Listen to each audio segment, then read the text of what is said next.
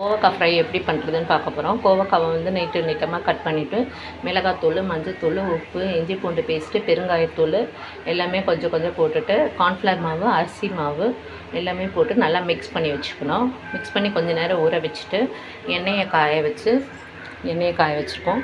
இதில் வந்து அப்படியே எடுத்து எல்லாத்தையும் நல்லா எண்ணெய் காஞ்சதுமே இப்படி போட்டுருக்குறோம்.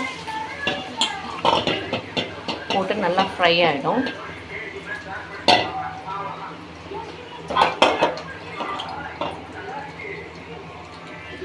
அப்படியே கொஞ்சம் நல்லா வந்து ஃப்ரை பண்ணிடுறோம்.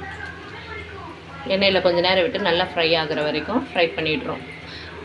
அதே நேரத்தில் பசங்க வந்து சாப்பிட மாட்டாங்க. கூட்டு, காய், பொரியல் அதெல்லாம் வந்து செஞ்சு வச்சா சாப்பிட மாட்டாங்க. இந்த மாதிரி நம்ம செஞ்சு கொடுக்கும்போது அவங்க வந்து நல்லா ஈஸியாக சாப்பிட்ருவாங்க. அது எல்லா சத்துமே உள்ளே போகும்.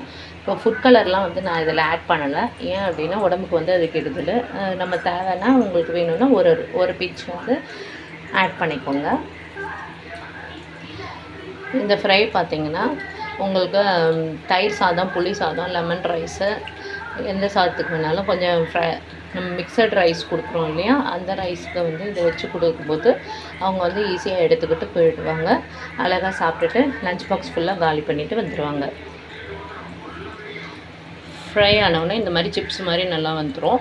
சிப்ஸ் மாதிரி இருக்கிறத பார்த்த உடனே நல்லா ஈஸியாக வந்து எடுத்து சாப்பிட்டுட்டு ஃப்ரீயாக வந்து பாக்ஸை வந்து காலி பண்ணி எடுத்துகிட்டு வந்துடுவாங்க பிள்ளைங்க. இது உடம்புக்கும் வந்து ஒரு ஆரோக்கியமாக இருக்கும். Thank you friends.